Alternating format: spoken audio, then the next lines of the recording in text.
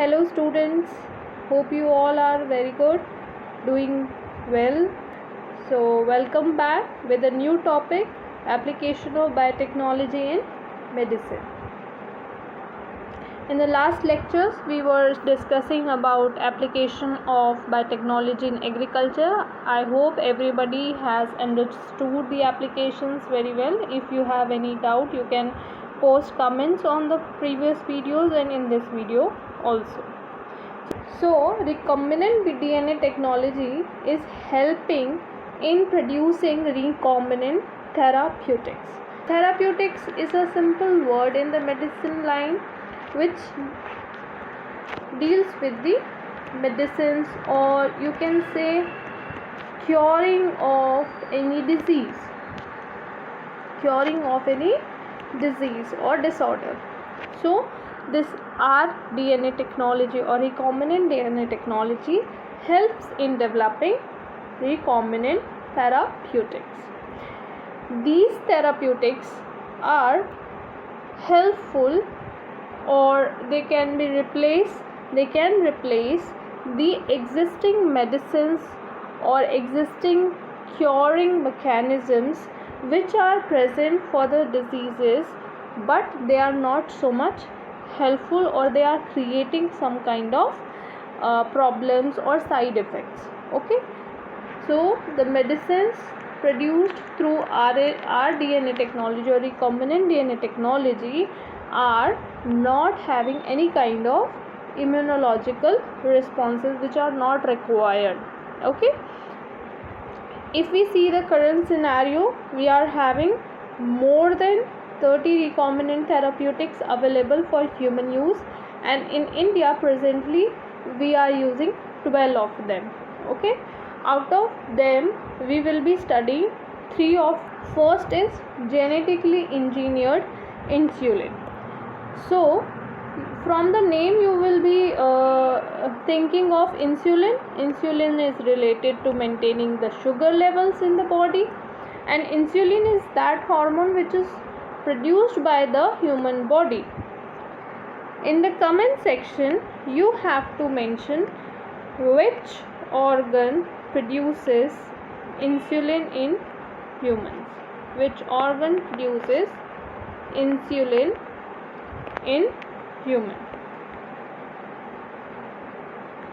Okay, so coming back, insulin is that hormone which is required for balancing the glucose level in the humans. So diabetes, you have heard of this disease, diabetes. Earlier it was very common in the people of age more than 50 years, but nowadays it is found in newborn to young children also, teenagers also, because of the unhealthy diet and various other activities in the environment. So what is happening in this disease, that insulin which is required for the metabolism of glucose stops producing in the body. Okay, stops producing in the body, which led to the increase in the levels of glucose. And I think you are all aware of the thing that if any kind of salt increases in level more than it is required, it will damage the biological system. Yes, when the insulin production reduces or stops, the level of glucose increases, and this increased level of glucose affects the different organs of the body, like kidney. The filtration mechanism through kidney hampers, kidney failures occur, liver may stop working, other organs may get affected. Okay, so now what is the cure of this? You will say that ma'am, cure is that we will take the medicine, or if glucose level is higher, then patient need to take the insulin injections before every meal. Yeah, so true. But does this problem gets cured if the person is taking insulin from where you are getting that insulin? Does this insulin comes from the other human or any other organism? So yes, this insulin comes from the animal. Now you will say, which animal gives you insulin? That is very important.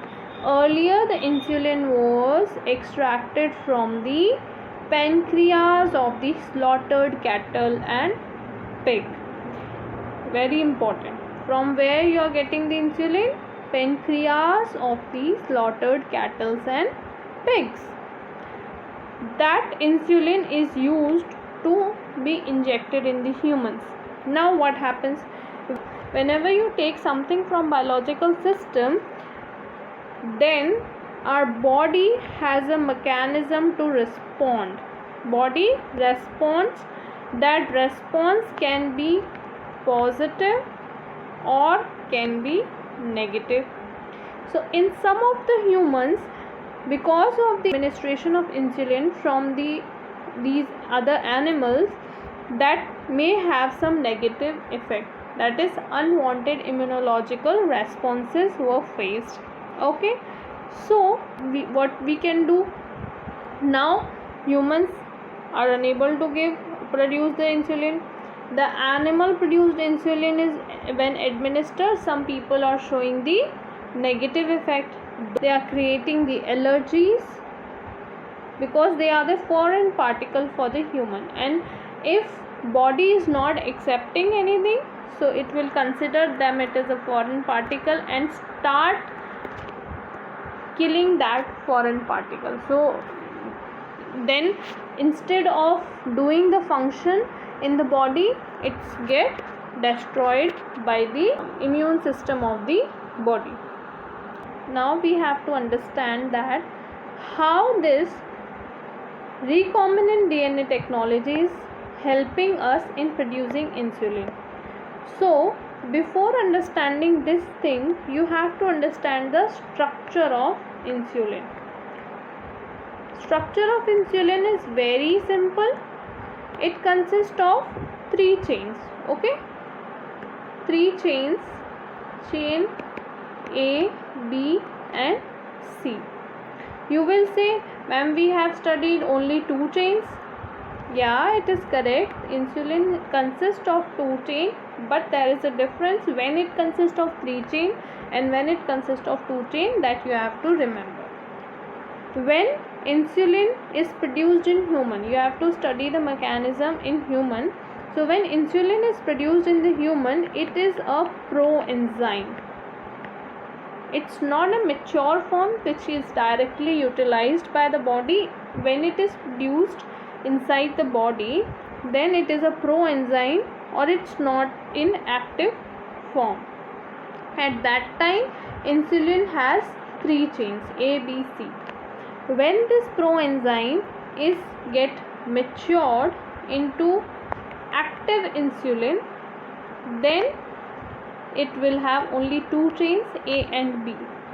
These A and B chains are attached with each other through disulfide bond. Very, very important question asked every time or many times in boards and many competitive exams, that chain A and chain B, that is peptide chain, these are the protein chains, peptide chains, are attached with each other in insulin by which bond? So that is disulfide bond. And when insulin gets matured from proenzyme, it is having only 2 chains of 2 peptide chain, one is A and another is B, attached with each other through disulfide bond, that is known as insulin. Understood?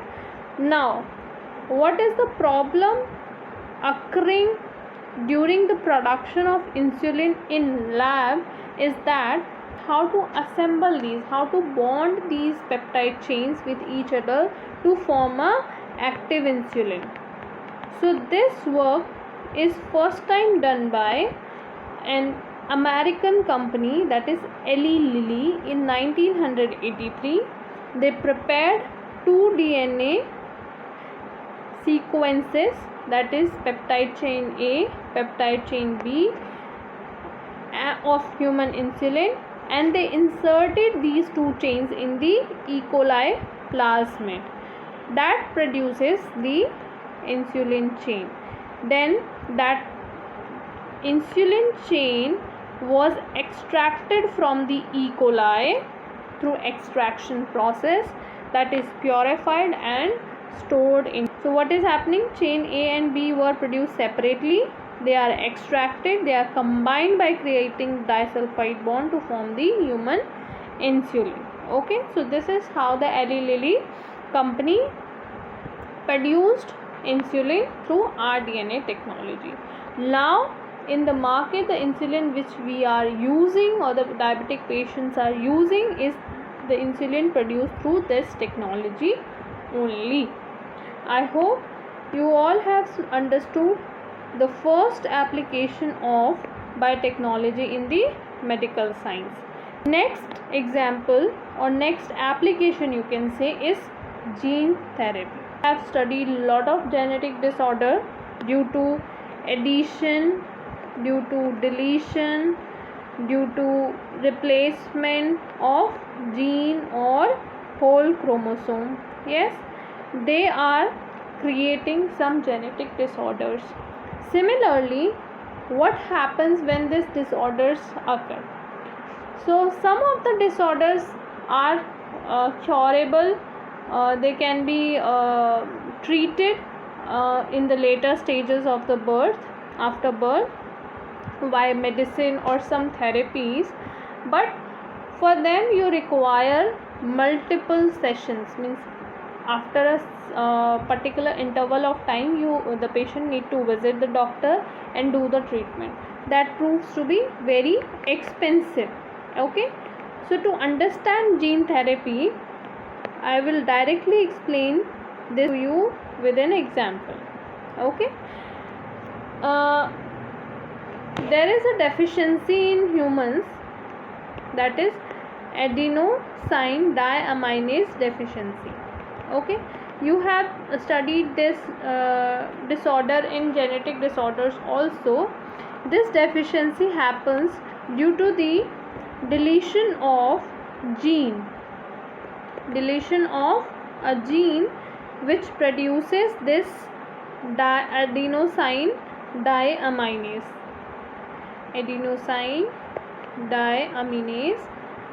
If this gene is absent, so this adenosine deaminase will not be produced in the human. Now what is the role of this adenosine deaminase? It helps in the immunity, means this helps in the production of the antibodies to fight against the foreign particles or antigens in the human body. Okay, so if the gene which is responsible for production of this ADA is absent, so of course the person's immunity will be low, or it is not able to fight against a very basic kind of diseases. So what happens in the case of the people who are suffering from this disorder? They were earlier get treated by two methods. Okay, first was bone marrow transplantation. First cure was to replace their bone marrow, so that the bone marrow will be taken from those people who are having the genes of this ADA and transplanted in the patient.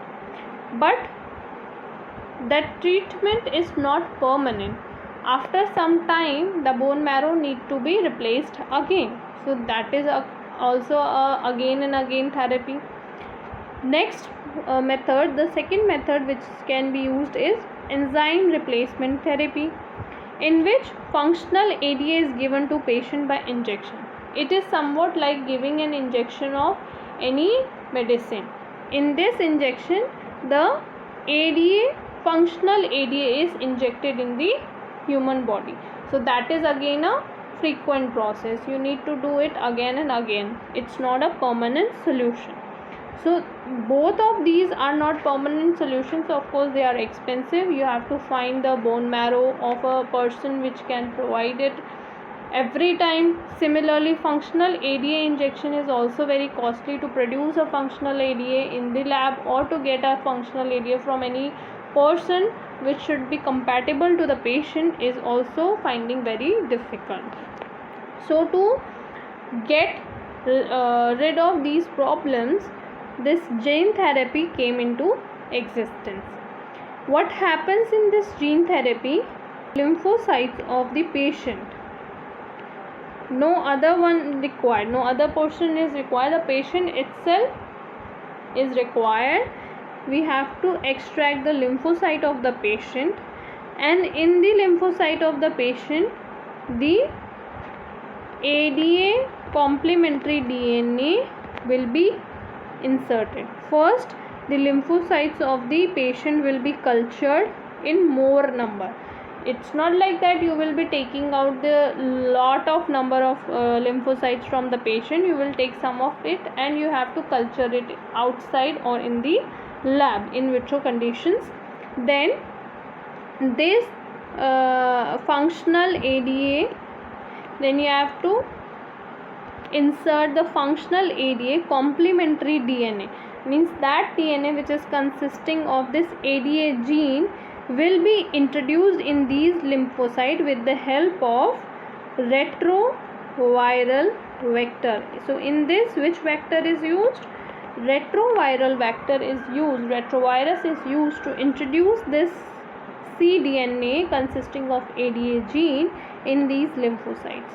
Now these lymphocytes are again inserted in the human. Okay, now these lymphocytes are not immortal. These lymphocytes are not immortal, means they are not alive for long life. Okay, so after when these lymphocytes get died, the patient need to again do the same process. Okay, so one thing reduces in this is requirement of other person's bone marrow or ADA. The same person's lymphocyte can be used and the ADA's complementary DNA can be inserted in them and it can be done. So this process is generally used, this form of gene therapy is used in the already born children's. Okay, those who are already born, in them you can use. If you do the same process in the embryonic stage in the mother's womb, then this will be the permanent solution. This will be the permanent solution of the ADA deficiency. Means if at the embryonic stage we insert these ADA consisting cDNA lymphocytes in the embryo, then this problem will not happen after the birth of the child. Okay, so this is another example. So one more important point remaining in this. So this therapy has first done in 1990 in a 4-year-old girl which is suffering from ADA deficiency. Okay, now it's not like that only ADA deficiency. For ADA deficiency this therapy is used. For many other diseases and deficiencies this therapy can be used, but in your syllabus only ADA deficiency is mentioned. Next application is molecular diagnosis. So recombinant DNA technology not only helps in producing or medicines or therapeutics or curing the disorders, but also it helps in the diagnosis of the diseases or disorders at a very early stage. Some of the diseases or many of the diseases are visible or found through their symptoms, and when you see the symptoms, till that time it became so late to treat that disease, or the patient may die because of the lack of treatment or delay in the treatment. So to get rid of that situation, molecular diagnosis can be done with the help of recombinant DNA technology and other technologies like polymerase chain reaction, enzyme linked immunosorbent assay ELISA, which is a very important form of diagnosis, and it is very helpful in diagnosing many kind of diseases. Yes, so what happens in this? If any kind of pathogen is present inside a human body, so there are many ways you can detect it. First, we will discuss about polymerase chain reaction. In polymerase chain reaction, you will use a small piece of DNA which is multiplicated. So you will take out the DNA of a human and you will multiplicate it, and with the help of autoradiography you try to detect those part of genes or those part of chromosome which are mutated. So what happens in this? You will use a single stranded DNA or RNA which is having a radioactive molecule, and it is hybridized with the complementary DNA outside the body. This all things is happening outside the body. When the complementary DNA forms, and if any gene is mutated, so this will be changed, this complementary DNA will be changed. So this mutated gene or mutated part will not be detected in the autoradiography or photographic film. Therefore this will help you to know that some mutation has happened, and also you will be able to know in which part of the gene or in which part of the chromosome the mutation has been happened, and you can find the cure of that disease or disorder. Next is ELISA. ELISA works on the antigen antibody interaction. In ELISA, the antigens or antibodies are detected. If you are not able to detect antigen, so you will try to check the antibody formation in the human. If there is a presence of antibody, that means definitely there is some foreign particle in the body, therefore antibodies are produced. And the type of antibody, which type of antibody is produced, depending upon that you can identify which type of disease is present in the human. So ELISA works on the antigen antibody interaction. Okay, these are the 3 applications of biotechnology in medical line. I hope you are clear with these 3 applications. Still, if you feel any doubt or any confusion in any of the application or any part you didn't understood, please put comments in the comment section.